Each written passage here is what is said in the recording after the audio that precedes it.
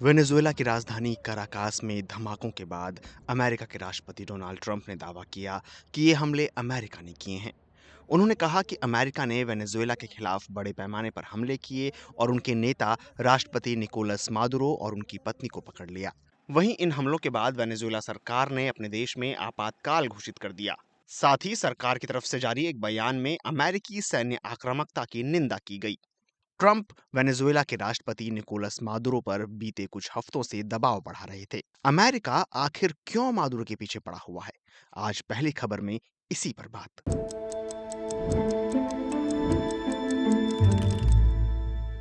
10 दिसंबर को अमेरिका ने वेनेजुएला के तट के पास एक टैंकर को जब्त कर लिया था।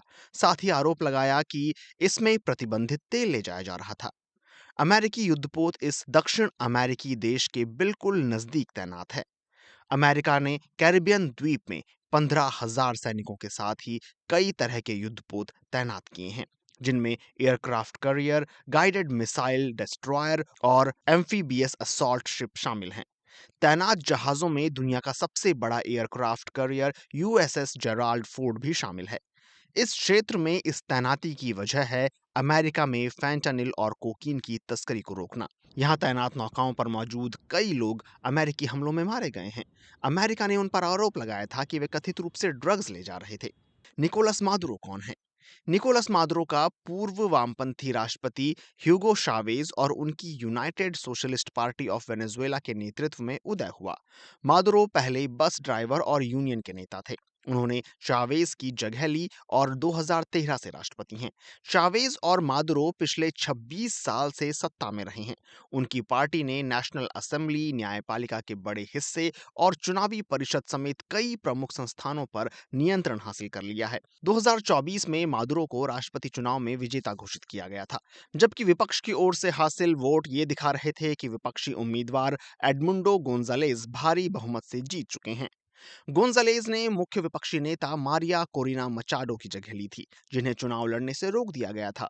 मचाडो को तानाशाही से लोकतंत्र की ओर न्यायपूर्ण और शांतिपूर्ण बदलाव के संघर्ष के लिए बीते साल अक्टूबर में नोबेल शांति पुरस्कार से सम्मानित किया गया था।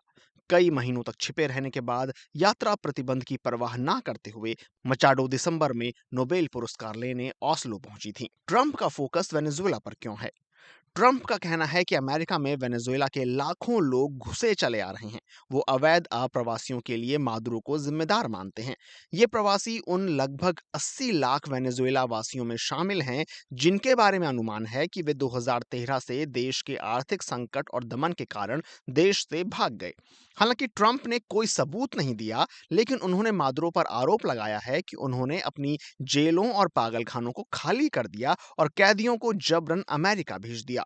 ट्रंप ने अमेरिका में ड्रग्स, खासकर फैंटानिल और कोकीन की बढ़ती सप्लाई को रोकने पर भी ध्यान केंद्रित किया है। उन्होंने वेनेजुएला के दो गैंग, ट्रेन दे अरागुआ और कार्टेल दे लोस सोलेस को विदेशी आतंकवादी संगठनों की लिस्ट में डाल दिया। दूसरी तरफ मादुरो ने ट्रंप के उस बयान की कड़ी निंदा की जिसमें उन्होंने कहा था कि मादुरो ही कार्टेल के नेता हैं। उन्होंने अमेरिका पर आरोप लगाया कि वह ड्रग्स के खिलाफ युद्ध को बहाना बनाकर उन्हें हटाना चाहते हैं और वेनेजुएला के विशाल तेल भंडार पर कब्जा करना चाहते हैं। तेल मादुरो सरकार के लिए विदेशी राजस्व का मुख्य स्रोत रहा है और इस सेक्टर से होने वाला मुनाफा सरकार के बजट का आधे से ज्यादा है। वर्तमान में ये रोजाना करीब 9 लाख बैरल तेल निर्यात करता है। चीन इसका सबसे बड़ा खरीदार है। अमेरिकी ऊर्जा सूचना प्रशासन के मुताबिक तकनीकी और बजट से जुड़ी चुनौतियों की वजह से 2023 में वेनेजुएला ने वैश्विक कच्चे तेल का सिर्फ 0.8% उत्पादन किया।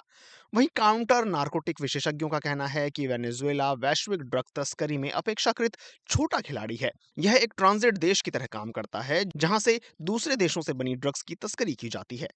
अमेरिकी ड्रग इन्फोर्समेंट एडमिनिस्ट्रेशन की 2020 की एक रिपोर्ट के मुताबिक अनुमान है कि अमेरिका पहुंचने वाली लगभग 3/4 कोकीन की तस्करी पैसिफिक के रास्ते की जाती है, जबकि कैरिबियन में तेज नावों के जरिए बहुत छोटा हिस्सा आता है। इसके बावजूद अमेरिका ने पैसिफिक में कुछ ही हमले किए हैं और ज्यादातर कैरिबियन में किए हैं।